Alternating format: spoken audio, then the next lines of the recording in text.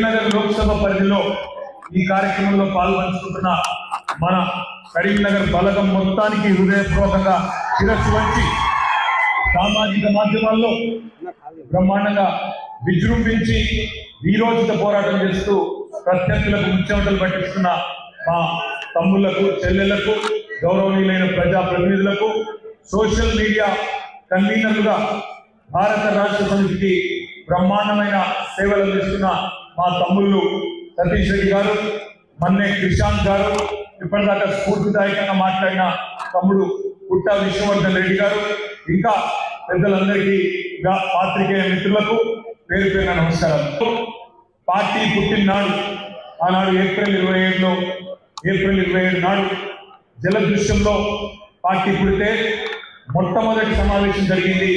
ఆనాడు ఉద్యమానికి ఊపిరి పోసింది ఇదే కరీంనగర్ గడ్డ SRR కాలేజీలో. ఆనాడు 2 లక్షల పైసలకు తెలంగాణ ప్రజలు కదిలి వచ్చి తెలంగాణ ఉద్యమం సజీవంగా ఉంది, తెలంగాణ నినాదం సజీవంగా ఉంది, తెలంగాణ కావాలన్న కోరిక బలంగా ఉంది.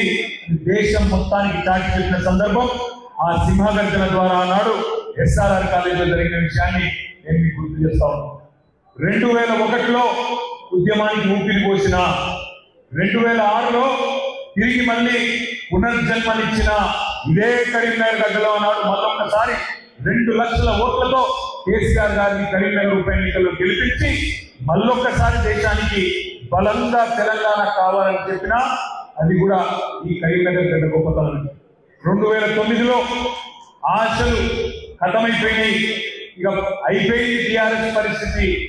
45 సీట్లలో పోటీ చేస్తే 10 సీట్లే గెలిచింది. ఇక అయిపోయింది కేసీఆర్ పని, టీఆర్ఎస్ పని, తెలంగాణ రాష్ట్రం ఇక రాదు అనే పరిస్థితుల్లో మళ్ళొక్కసారి హక్కున చేర్చుకొని గుండెల్లో పెట్టుకొని ఆనాడు 2009 నవంబర్ 29 నాడు అల్గనూరులో అగ్గి అంటించింది కూడా ఇదే కరీంనగర్ గడ్డ అనే మాట నేను అందరికీ.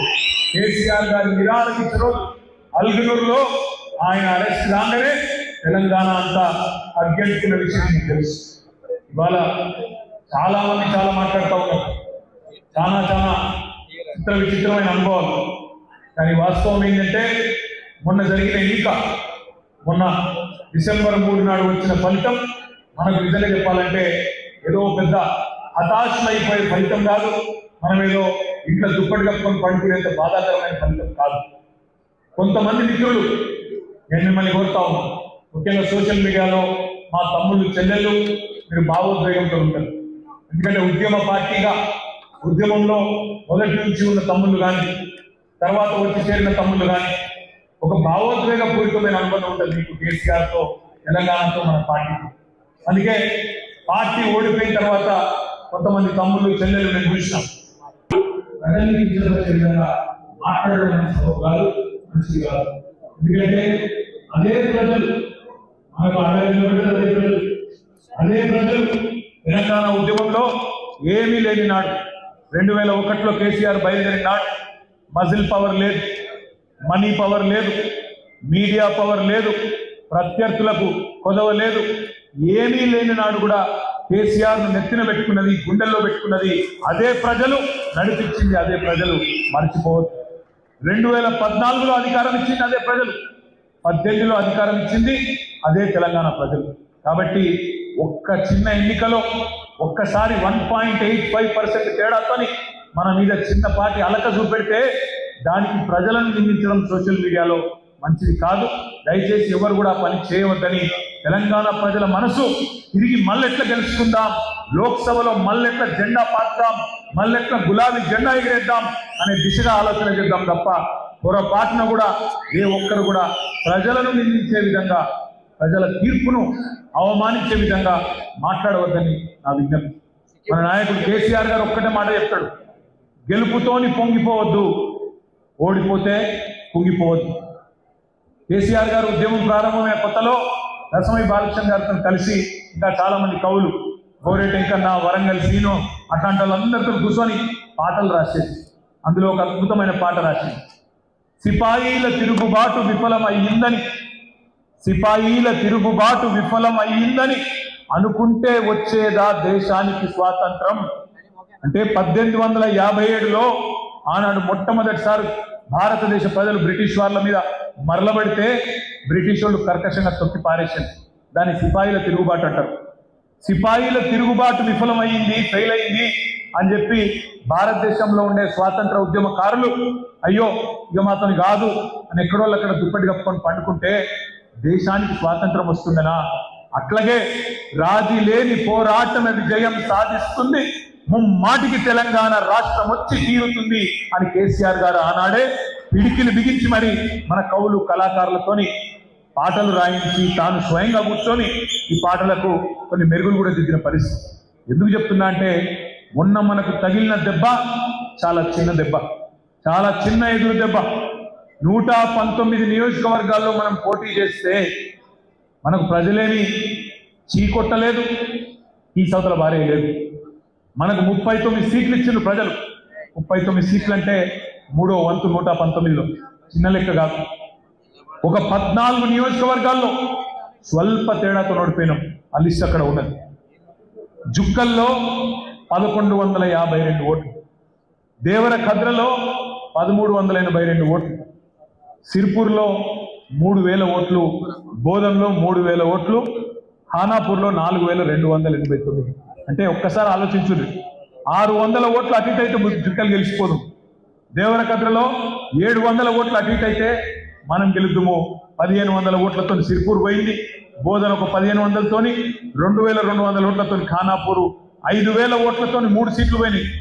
నాగర్ కర్నూలు, కల్వకుర్తి, నారాయణఖేడ్ 6000 ఓట్లతో 3 సీట్లు పోయినాయి. ఆదిలాబాద్, తాండూరు, కామారెడ్డి 3 సీట్లు 7000 ఓట్లతో పోయినాయి. ఈ 14 సీట్లలో ఒక 6-7 సీట్లు మనం గెలిచినా ఇవాళ ఏముంటుందన్న పరిస్థితి మీకే తెలుసు, నాకంటే బాగా. కాబట్టి మనకు జరిగిందేదో పెద్ద గొప్ప ఊహించలేని బాధపడి ఇంట్లో వండుకునేంత దరిద్రమైన ఓటమేం కాదు. అంత దూరం ఎందుకు, మన కరీంనగర్ సంగతే తీసుకుందాం. ఉమ్మడి కరీంనగర్ జిల్లాలో ఎవరెవరు ఎట్లా గెలిచిందో ఒక్కసారి ఆలోచన చేయండి. పక్కనే ఉంటుంది ధర్మపురి నియోజకవర్గం. అక్కడ ధర్మపురిలో మన కొప్పుల ఈశ్వర్ మంత్రి గారు వారు ఓడిపోయినారు. ఎందుకు ఓడిపోయినారు, ఎట్లా ఓడిపోయినారు? మా తమ్ముడు జమీల్ గారు, ఎక్కడున్నాడు జమీల్ బయట, ఆయన కొత్తపల్లికి జమీల్ బయట ఉన్నాడు. జమీల్ ఒక మాట అన్నాడు కరీంనగర్ పార్లమెంట్ సమీక్షా సమావేశంలో. ఒక మాట అన్నాడు, అన్నా భారతదేశం భావోద్వేగాల మీద ఓటేస్తుందన్నా అన్నాడు. భారతదేశము భావోద్వేగాల మీద ఓటేస్తుందన్నా, ఇమోషన్ మీద నడుస్తుందన్నా అన్నాడు. అంటే ఏంది ఆయన ఉద్దేశం? మన దేశంలో కొద్దిగా ఇమోషనల్ దేశము, ప్రజలు ఉద్వేగాన్ని, భావాన్ని, బాధను పంచుకుంటారు అన్నాడు. గదే జరిగింది కరీంనగర్ ఉమ్మడి జిల్లాలో. ధర్మపురిలో లక్ష్మణ్ గారు ఇప్పుడు గెలిచిన ఎమ్మెల్యే, అది వరకు 4 సార్లు ఓడిపోయింది. ఇంటింటికి తిరిగిండు ఏడ్చుకుంటా, అయ్యో నేను ఓడిపోయినా, రోడ్డు మీద పడతా, నేను ఇక మిగిలిన బతుక అన్న కాడికి. చొప్పదండిలో ఏం జరిగింది? అక్కడ గెలిచిన శాసనసభ్యుడు గతంలో 2 సార్లు ఓడిపోయింది.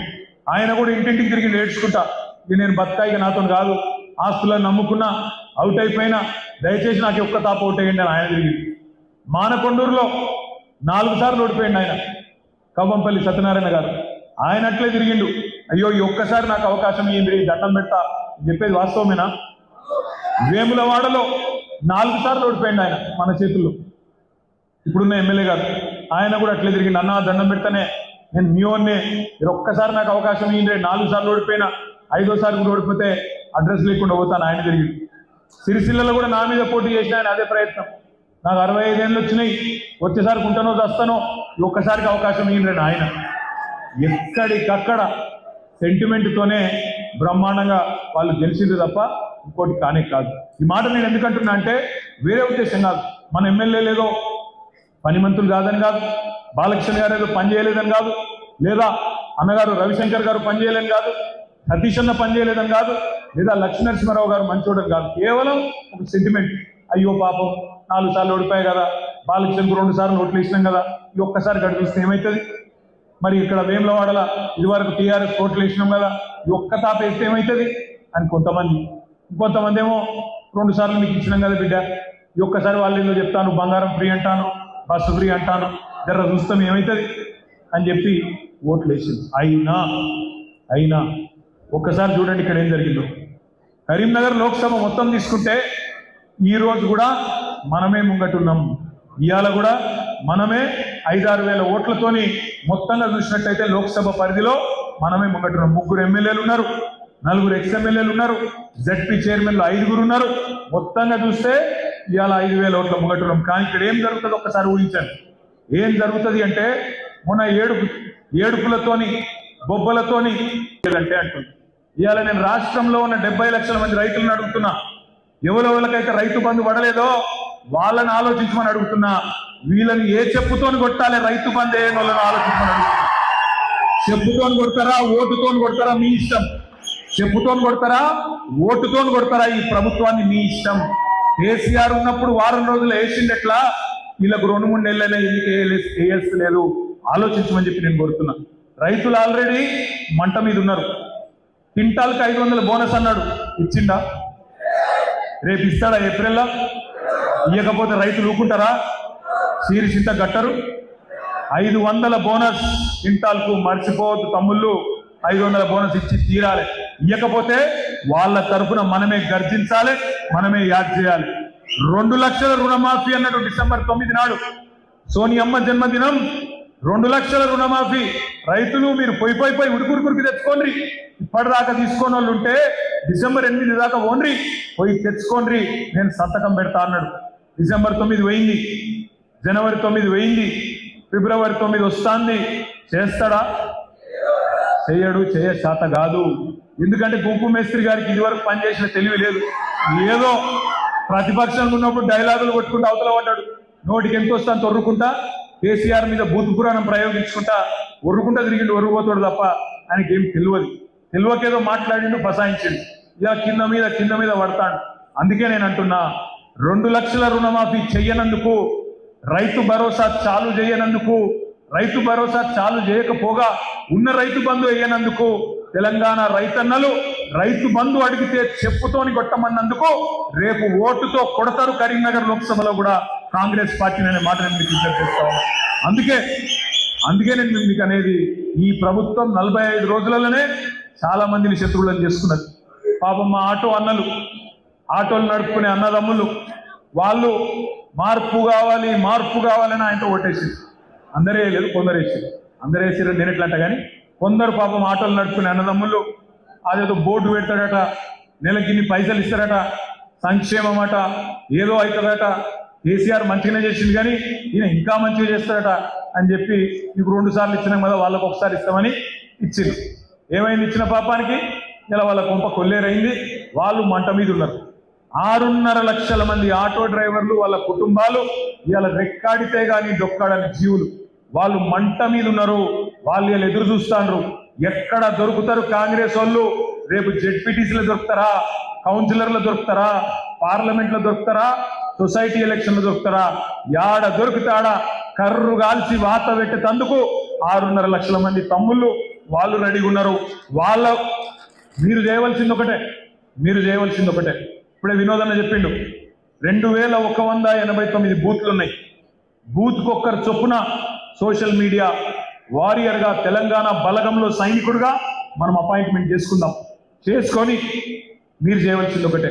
మీ ఊళ్ళో కూడా ఆటోలు ఉంటాయి, మీ ఊళ్ళో కూడా ఆటో అన్నదమ్ములు ఉంటారు. వాళ్ళ కాడ పోయి మాట్లాడియండ్రి, ఒక వీడియో తీసి మాకు పంపిండ్రి. మేము మీకు పంపించరు కాదు, మీరు కూడా మాకు పంపిండ్రి.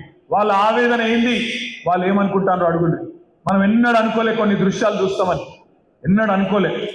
కేసీఆర్ గారు ఉన్నప్పుడు సమగ్ర కుటుంబ సర్వే చేస్తే ఏం చేసినాం?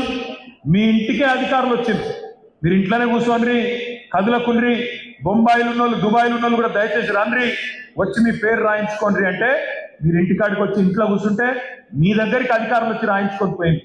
మీ ఇంట్లో ఎవరెవరు ఉంటారు, ఏం సంగతి, ఇంటింటికి వచ్చింది రాలేదు ఆనాడు వచ్చింది. మరి ఇవాళ గుంపు మేస్త్రి గారి పాలనలు ఏమైతుంది? లైన్లు, క్యూ న్యూస్ చూడాలి, క్యూలు కట్టాలి, ఆగమాగం కావాలి. ఇలా క్యూలల్లో సొమ్మసిల్లి పడిపోయిన వృద్ధులు, పెద్ద మనుషులు, ఎరువుల దుకాణాల ముందు లైన్లు, విత్తనాల దుకాణాల ముందు లైన్లు, పవర్ కట్లు చాలైనాయి, మళ్ళా ట్యాంకర్ల దగ్గర కూడా లైన్లు చాలైనాయి. ఇది ఈరోజు వాస్తవ పరిస్థితి. అందుకే నేను అంటా ఉన్నా, ఎన్నడూ అనుకోలే మనం మళ్ళీ ఇట్లాంటి దృశ్యాలు మళ్ళీ వస్తాయని. ఎరువుల దుకాణాల ముందు లైన్లు, విత్తనాల దుకాణాల ముందు లైన్లు, మళ్ళా కనబడతాయి అనుకోలే. ఇంకా ఘోరం ఏంటంటే కళలో కూడా ఊహించని దృశ్యాలు. ఆ ఆర్టీసీ బస్సులో ఫ్రీ బస్ ఏందో కానీ లేడీస్ వాళ్ళు చేస్తున్న యుద్ధాలు చూస్తే మీరేమనుకోకండి అమ్మా, వాళ్ళు చేస్తున్న యుద్ధాలు. ఆ బస్సు డ్రైవర్ సీట్లు దానిలోకెళ్ళి డోర్లకెళ్ళి ఎక్కుతాండ్రు, ఆ కిటికీలకెళ్ళి ఎక్కుతాండ్రు, కొట్టుకుంటాండ్రు, జుట్లు పట్టుకుంటాండ్రు. నేను ఒకటే అడుగుతున్నా, ఈ జిల్లా మంత్రి రవాణా మంత్రి వారిని అడుగుతా ఉన్న రవాణా మంత్రి గారిని, మంత్రి గారు మీరు ఫ్రీ బస్సు పెట్టే ముందు ఆలోచన చేయరా? బస్సుల సంఖ్య పెంచాలని ఆలోచన చేయరా? బస్సులు కండిషన్లు ఉన్నాయో లేవో చూసుకోవా? ఉత్తగానే ఏదో ఊకదంపుడు ఉపన్యాసాలు ఇచ్చి ఫ్రీ ఫ్రీ ఫ్రీ ఎక్కుండ్రు అంటే అన్న పాపం లేడీస్ కొట్టుకోబట్టి, ఇంకో దిక్కేమో ఆటో అన్న లేడో బట్టి, టికెట్లు ఏమో కొనుక్కున్న మొగోళ్ళు, టికెట్లు పైసలు పెట్టి కొనుక్కున్న వాళ్ళు కూడా తిట్టుకోబట్టి, వాళ్ళకేమో సీటు దొరకకపోయా, వీళ్ళేమో కొట్టుకోబట్టి, ఆటో అన్నలేమో ఆకలితో అలమటించబట్టి ఎవరు సంతృప్తిగా ఉన్నారు సారు అని నేను అడుగుతున్నా మంత్రి గారిని, ప్రభుత్వాన్ని. అంటే ఏదన్నా చేస్తే ఒక ఆలోచన, ఒక ప్రణాళిక, ఆగమాగం చాలు చేసినాం అన్నట్టు కాదు, ఆగమాగం మోసం చేసినాం అన్నట్టు కాదు. 2 గ్యారెంటీలు అమలు చేసినాం అంటుండ్రు. కానీ మర్చిపోకండి తమ్ముళ్ళు, 6 గ్యారెంటీల్లోనే 13 హామీలు ఉన్నాయి. మహాలక్ష్మి అనే గ్యారెంటీలోనే 3 హామీలు ఉన్నాయి. ఒకటి ఫ్రీ బస్సు, రెండవది ఫ్రీ సిలిండర్ 500 రూపాయల సిలిండర్, మూడవది ప్రతి మహిళకు 2500 రూపాయలు. మరి ప్రతి మహిళకు 2500 ఇస్తామని చెప్పి ఇంటింటికి గ్యారంటీ కార్డు ఇచ్చిండ్రు. ఆ గ్యారంటీ కార్డు మీద ప్రస్తుత ముఖ్యమంత్రి రేవంత్ రెడ్డి, ప్రస్తుత ఉప ముఖ్యమంత్రి బట్టి విక్రమార్క గారిద్దరు సంతకాలు పెట్టిండ్రు. నేను అడుగుతా ఉన్నా మిమ్మల్ని అందరినీ, రాష్ట్రంలో 1,57,00,000 మంది 18 ఏళ్ళు నిండిన మహిళలు ఉన్నారు. 1,57,00,000 మంది మహిళలు ఉన్నారు. మరి ప్రతి మహిళకి ఇస్తామని మీరే చెప్పిండ్రు. అలా రాసింది 420 పుస్తకంలో చూడండి. 420 పుస్తకంలో మహిళలకు ప్రతి నెల 2,500 భృతి అన్నారు. 1,57,00,000 మంది మహిళలకు ప్రతి నెల 2,500 ఇయ్యాల్సిందే. సోదరుడు మా తమ్ముడు పాడి కౌశిక్ రెడ్డి గారికి, గౌరవనీయులు, తెలంగాణ ఉద్యమంలో తన పాటతో ఉద్యమాన్ని ఉర్రూతలూగించిన మానవుడు, మాజీ శాసనసభ్యులు సోదరులు మా అన్న రసమై బాలకృష్ణ గారు, గౌరవనీయులు, వేములవాడ నుంచి మన పార్టీ అభ్యర్థిగా పోటీ చేసి మీ అందరి అభిమానాన్ని చూరగొని స్వల్ప తేడాతో ఓటమి పాలైన గౌరవనీయులు శ్రీ చెల్మెడ లక్ష్మీ నరసింహారావు గారు, గౌరవ చొప్పదండి మాజీ శాసనసభ్యులు సోదరులు అన్న సుంకే రవిశంకర్ గారు, గౌరవనీయులైన హుస్నాబాద్ మాజీ శాసనసభ్యులు పెద్దలు కెప్టెన్ లక్ష్మీకాంతరావు గారి మంచితనాన్ని వారసత్వంగా పుణికిపుచ్చుకొని అద్భుతంగా, బ్రహ్మాండంగా మరి ప్రజల మనసు గెలుచుకున్నప్పటికీ కొన్ని కారణాల వల్ల మన స్వల్ప తేడాతో ఓటమి పాలైన ప్రజల్లోనే ఉంటున్న మా అన్న ఒడిదల సతీష్ బాబు గారు, గౌరవనీయులైన జిల్లా పార్టీ అధ్యక్షులు, కరీంనగర్ జిల్లా పార్టీ అధ్యక్షులు తమ్ముడు జీవి రామకృష్ణారావు గారు, అదేవిధంగా మన రాజన్న సిరిసిల్ల జిల్లా పార్టీ అధ్యక్షులు సోదరులు శ్రీ తోట ఆగయ్య గారు, గౌరవనీయులు మాజీ శాసన మండలి సభ్యులు నారదాసు లక్ష్మణరావు గారు, అదేవిధంగా శాసన మండలి మాజీ సభ్యులు కర్నే ప్రభాకరణ గారు, మన గౌరవనీయులైన 5 జిల్లా పరిషత్ చైర్మన్ ఇక్కడ ఉన్నారు. ఒక్క పార్లమెంట్ పరిధిలో 5 జిల్లా పరిషత్ చైర్మన్ ఉన్నారు. మనకు కరీంనగర్ జడ్పీ చైర్మన్ సోదరి విజయమ్మ గారు, సోదరి జగిత్యాల జిల్లా పరిషత్ చైర్మన్ దావా వసంత గారు, మన సిద్దిపేట జిల్లా పరిషత్ చైర్మన్ గారు సోదరి వేలేటి రోజా రాధాకృష్ణ శర్మ గారు, సోదరులు వరంగల్ జిల్లా పరిషత్ చైర్మన్ గారు సుధీర్ గారు, గౌరవనీయులు మన రాజన్న సిరిసిల్ల జిల్లా పరిషత్ చైర్మన్ సోదరి శ్రీమతి అరుణ రాఘవరెడ్డి గారు, కరీంనగర్ మేయర్